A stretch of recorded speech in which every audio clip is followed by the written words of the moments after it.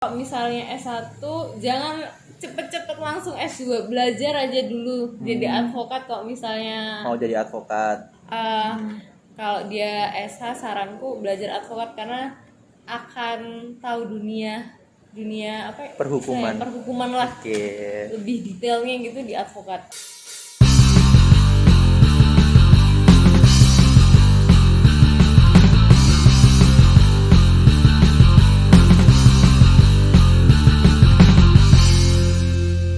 Oke, selamat siang, selamat pagi. Yang mau lihat pagi boleh, yang mau lihat malam juga boleh. Dan sekarang kita lagi sama salah satu cewek cantik.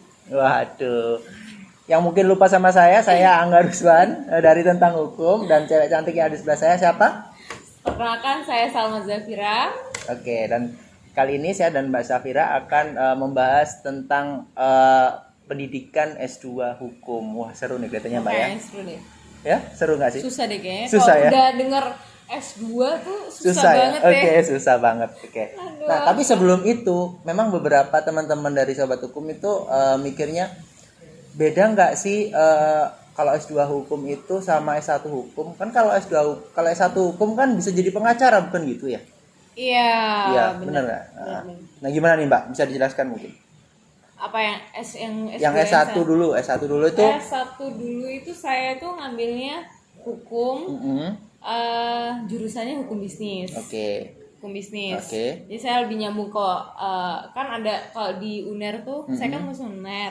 Jadi ada syariah, pidana, pemerintahan, perdata. Perdata ini yang khusus bisnis itu sama internasional.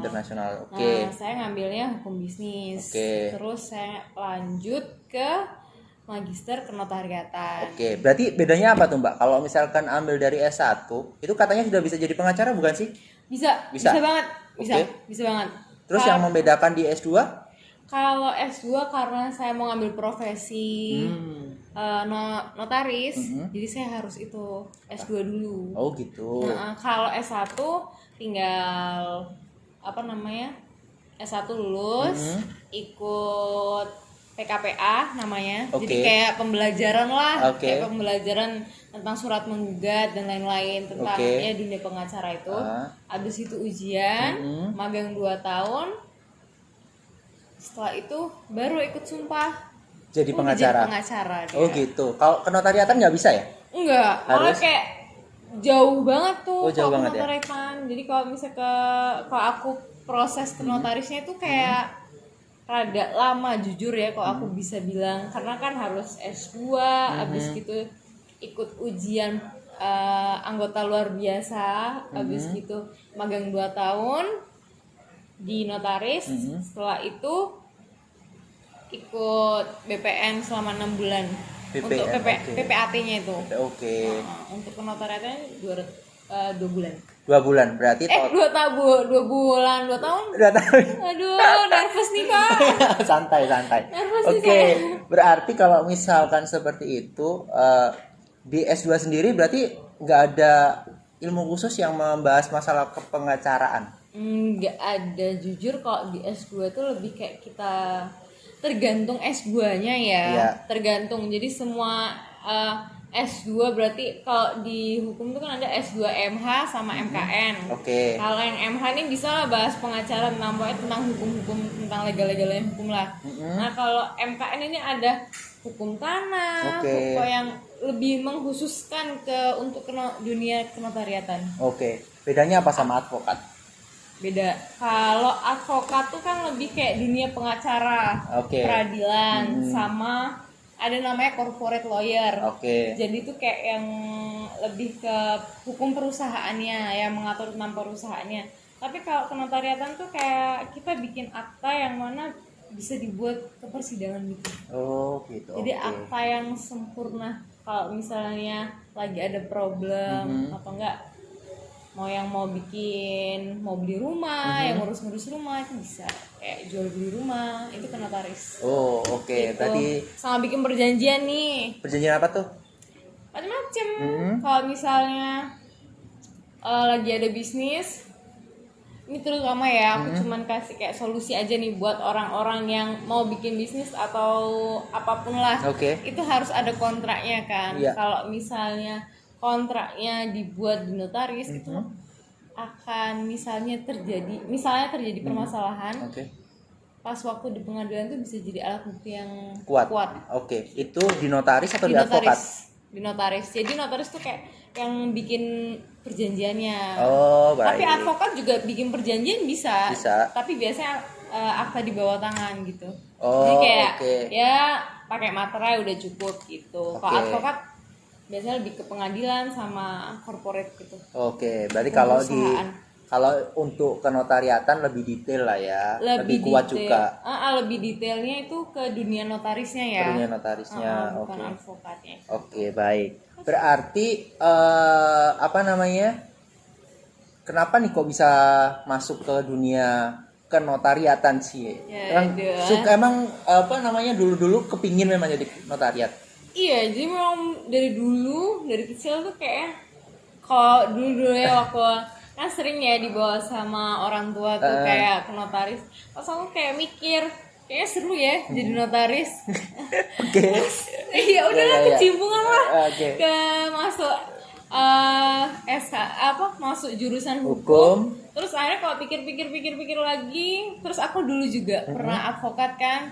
Setelah itu aku mikir kayaknya lebih enak notaris deh. Tapi kalau di kenotariatan itu memang fokusnya di jual beli atau enggak sih? Enggak, jadi kayak kita diajarin cara bikin kontrak yang benar, abis gitu tentang pertanahan. Karena kan nanti kita juga akan jabat PPAT, menjabat PPAT juga kan, notaris plus PPAT. Jadi kayak lebih menjurus ke dunia kenotariatan. Gitu ya teman-teman ya. Jadi kalau misalkan nih ada teman-teman sobat hukum yang sudah SH, sarjana hukum nih misalkan, dan dia bingung nih, saya mau masuk S2, mau lanjut notaris atau mau jadi advokat aja di S1, ada sugesti nggak? Kalau aku suggest coba dua-duanya ya. Kayak aku jujur nih ya kalau kita bagi cuman sharing-sharing ya. Iya benar. Dulu itu aku sempet kayak ketika lulus tuh kayak ada rasa dilema gitu loh. Apa sih aku mau jadi advokat kayaknya duitnya banyak gitu ya. Setelah itu akhirnya ngambil lah aku advokat. Kayak PKPA, habis PKPA UPA ujiannya, habis ujiannya terus magang 2 tahun di advokat. Terus aku udah bersih 2 tahun di advokat, terus aku ngerasa kayak nggak feel gitu aja, kayak enak gitu kayak kayaknya bukan aku, passionnya bukan aku gitu. Jadi aku memilih ya udahlah, aku tetap lanjutin notaris. Tapi semuanya coba aja selagi masih muda. Iya benar. Ya kan? Selagi masih muda coba aja semuanya. Nanti pasti ada jalannya ya. Iya. Benar. Mana yang passionnya ya itu. Langsung dijalankan aja. Jalanin aja. Pilih mana yang mantap. Terus kalau dari pintunya sendiri nih Mbak, maksud saya kan dari S1 masuk ke S2 itu ada tes dan segala macamnya kan? Iya. Nah itu gimana tuh? Kalau misalnya dari S1 ke S2 tuh biasanya ada tesnya gitu buat masuk ke S2, syarat-syaratnya apa gitu. Nah itu syaratnya gampang atau susah? Ujiannya pakai ujian atau pakai IPK sih? Pakai ujian sama IPK. Sama IPK. Syaratnya juga ujian. Kalau yang tiap kampus tuh beda-beda. Biasanya ada minimal IPK-nya. Habis itu minimal IPK sama ujiannya. Ujiannya bisa apa enggak gitu. Kalau minimal IPK di Universitas Erlangga ini? Minimal IPK 3,300 sudah bisa? Udah bisa, habis itu kamu tinggal ujian aja. Ujiannya tuh seperti SNMPTN gitu? Enggak, jadi ujiannya tuh kayak bahas flashback ke kelas S1. Jadi kayak awal-awal hukum itu gimana kayak gitu. Kalau misalnya kayak saya ke notariatan, saya tuh ada kayak hukum agraria namanya, hukum pertanahan. Jadi dites juga hukum pertanahannya, hukum perusahaannya kuat apa enggak, karena kan notaris pasti berkutat di dunia itu. Jadi tesnya itu. Nggak ada tes interview? Ada ya? Ada tes interview. Itu ujian kayak proposal buat tesis. Oke. Jadi kita udah kayak bikin sebelum masuk ke S2 kita harus bikin minimal ide apa yang bakalan kita akan tulis gitu. Ide apa yang akan kita tulis untuk tesisnya gitu. Karena kan kalau S2 itu kan cuman 1,5 kadang 2 tahun. Iya. Maksimal normalnya 2 tahun, tapi kadang anak-anak tuh ngambil cepatnya 1,5. 1,5 tahun. Kalau cepet. Kalau cepat. Kalau cepet tapi Bisa sampai 3 tahun. bisa 3 tahun, bisa 4 tahun. 4 tahun ada? Ada. Oke. Seru ya 4 tahun ya. Ada tuh biasanya. Kan kalau 4 tahun kan otomatis biayanya juga 4 tahun ya. Iya, Oke, jadi kayak sama benar. aja kayak S1. Iya, oke. Mungkin kan ini udah kita bahas nih, ada yang 4 tahun dan biayanya juga 4 tahun. Kita bahas biayanya. Kira-kira mahal nggak? Jangan tergantung dong. Oke. Kalau misalnya menurut aku jujur mahal sih. Mahal ya. Oke. Mahal. Mau disebutin angkanya? Nggak usah, nggak perlu. Mahal. Tapi ada toh beasiswanya. Untuk beasiswa, nah itu tergantung juga nih. Kalau misalnya kamu dapat dari perusahaan, biasanya adalah kayak perusahaan-perusahaan tuh membiayai, sebagian temanku sih kayak gitu, membiayai kuliahnya gitu. Dia pernah kerja di, misalnya dia kerja di bank. Abis itu dia dibiayain lah kuliah S2-nya gitu. Oh gitu. Kayak gitu, jadi tergantung kita orangnya kerjanya. ya. Malah menurutku kalau misalnya S1 jangan cepet-cepet langsung S2, belajar aja dulu jadi advokat. Kalau misalnya Mau jadi advokat. kalau dia SH, saranku belajar advokat karena akan tahu dunia apa ya? Perhukuman. Perhukuman lah. Lebih detailnya gitu di advokat. Oke. Jadi gitu ya, sobat hukum. Kalau misalkan sobat hukum pingin nih S2, tapi ternyata kira-kira biayanya mahal nggak ya? Nah, itu saran dari Mbak Safira. Mungkin bisa masuk ke dunia advokat dulu ya. Mungkin bisa melamar kerja dulu sebagai ilmu hukum, S1 hukum, bener kan? Jadi pokoknya lamar kerja aja dulu, kamu praktek, abis itu kan nanti di S2 kan kita ketemu sama orang kumpulin uang dulu sampai bisa. Sama mentalmu juga. Mental juga, benar. Karena jujur ya, pagi kerja, malam kuliah itu capek ya? Capek banget. Tapi semua pasti bisa kok kalau misalkan memang ada passionnya ya, kata Mbak tadi ya. Ada passionnya, ada juga keinginan dan cari modal yang baik ya. Dan modal juga nggak cuman modal sendiri kan Mbak ya? Iya, nggak cuman modal uang tapi mental sih. Jadi kayak take it easy aja gitu. Buat santai. Oke, gitu. Mungkin ada yang belum tahu. Kalau misalkan teman-teman itu ada surat dari kenotariatan atau ada dokumen dari kenotariatan, di situ ada tuh biasanya tulisannya PPAT gitulah. Saya nggak paham sih. Apa sih Mbak? Kalau boleh tahu PPAT? Kalau yang jujur saya cuma mau lurusin yang kenotariatan. Kalau kenotariatan tuh kuliahnya, tapi nanti lulusnya itu kayak kalau misalnya udah jadi notarisnya gitu, jadi lebih tepatnya notaris dan PPAT gitu. Oke. Berarti kalau PPAT sendiri apa? Kalau bedanya ya, kalau misalnya PPAT itu lebih ke tanah, berhubungan dengan tanah. Kayak misalnya jual beli tanah, ketika udah akta jual beli tanah yang berurusan dengan tanah-tanah gitu.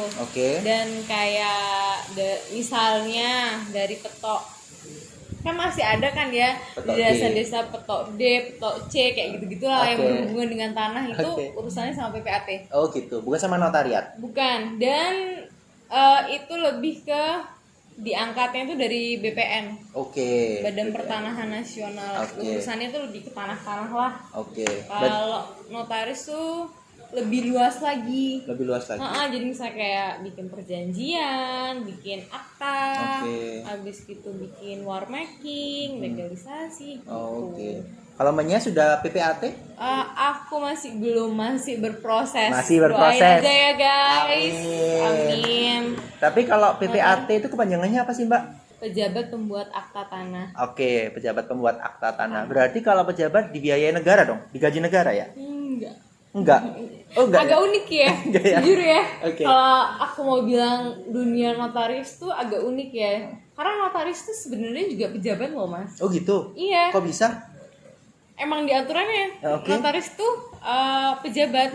Jadi pejabat negara, tapi kita nggak digaji negara. Kita digaji klien. Digaji klien. Jadi antara kalau dipikir-pikir bisnis ya iya, cuman kita termasuk pejabat negara. Gitu. Yeah. Berarti berkaitannya banyak sama ini dong, BPN ya? Tergantung sih, kalau PPAT-nya ya, iya BPN kan. Pengangkatannya juga oleh BPN. Kalau notaris tuh ke Kemenkumham. Gitu. Pengangkatannya. Nah, tapi kalau untuk dunianya, kalau notaris tuh lebih apa ya? Lebih luas. Mulai dari perjanjian, bikin CV, atau enggak misalnya masnya nih mau bikin PT, itu bisa ke notaris. Jadi nggak cuma di tanah ya? Nggak cuma di tanah, kalau tanah tuh PPAT. PPAT aja iya, ya? Kalau notaris tuh lebih luas. Oke. Dan proses jenjangnya pun berbeda. Dan mereka mempunyai organisasi yang berbeda juga. PPAT itu IPAT, kalau notaris tuh INI. Gitu. Berarti Ikatan Notaris Indonesia. Berarti kalau misalkan pingin jadi PPAT, berarti kalau dari sebuah kota itu harus ada PPAT-nya kan? Iya. Ada kuota tersendiri enggak untuk PPAT? Ada. Gitu. Ada ya. Jadi kita biasanya kalau kayak saya nih awal-awal misalnya nih saya udah lulus ujian, doain ya guys. Amin. Lulus ujian, setelah itu udah diangkat jadi notaris. Saya tuh pakai jadi klasifikasinya itu ada 4, D, C, wilayah C, kategori C, kategori B, sama kategori A. Gitu. Kategorinya ada 4. Kalau awal-awal tuh D, dapat berapa tahun dan udah bikin berapa akta. Yang harus dipenuhi adalah syarat-syaratnya. Baru bisa pindah ke kategori C. Nah, setiap kategori itu kotanya berbeda-beda gitu. Berarti kalau jadi notaris itu ada peluangnya juga ya di perusahaan-perusahaan gitu? Enggak, kalau notaris nggak bisa kerja di perusahaan. Nggak bisa? Nggak bisa, karena kan dia pejabat. Gitu. Iya. Berarti pejabat kalau yang nggak digaji negara. Pejabatnya tidak digaji negara. Kalau berarti kalau misalkan yang ingin masuk ke perusahaan itu nggak perlu jadi notaris? Enggak.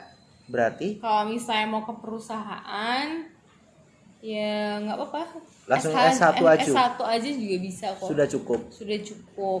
Berarti untuk jadi legal. Tapi kalau lebih bagusnya, kalau saran aku itu berkecimpung di dunia advokat aja dulu. Di corporate lawyer. Habis itu nanti udah berapa tahun lah, dapat 2 tahun, 3 tahun, merasa udah cukup, pindah ke perusahaan. Dia bakalan jadi kayak istilahnya apa ya? Merintis dulu lah, susah-susah dulu baru mulai enak. Berarti kalau dari perusahaan sendiri itu butuh nggak sih untuk penotariatan? Enggak, kok perusahaan. Enggak ya? Kalau kecuali bikin PT. Kalau sudah jadi PT mereka nggak butuh ya? Butuh juga. Kalau misalnya mereka mau kayak pergantian direksi, kayak gitu-gitu itu butuh notaris. Jadi kayak berita acara namanya. Jadi kayak mau ganti direksi atau enggak lagi RUPS, macam-macam kayak itu harus disalin lagi ke akta notaris. Jadi itu ya teman-teman. Kalau misalkan memang kepingin masuk ke perusahaan sebagai ahli hukumnya atau legal ya Mbak ya namanya. Iya, kalau legal biasanya cukup lah S1. Cukup S1, nggak usah buru-buru jadi notaris. Kalau notaris tuh lebih kerja sendiri ya, kayak usaha hitungannya. Kalau bagi saya sih gitu. Karena profesi ya jatuhnya ya. Iya, jatuhnya profesi. Macam kayak dokter gitu. Jadi kalau misalkan memang sobat hukum pingin nih, aku udah di legal cukup lama nih, tapi pingin bisa jadi pejabat negara tapi nggak bisa nyalek misalkan ya, silakan jadi notaris ya Pak ya. Jadi notaris aja. Iya, langsung jadi pejabat ya. Jadi pejabat. Iya. Kayak gelar pejabat. Punya gelar pejabat. Tadi kan Mbak Safira sempat note ada kenotariatan, ada ilmu hukum. MH, magister hukum dan ada kenotariatan.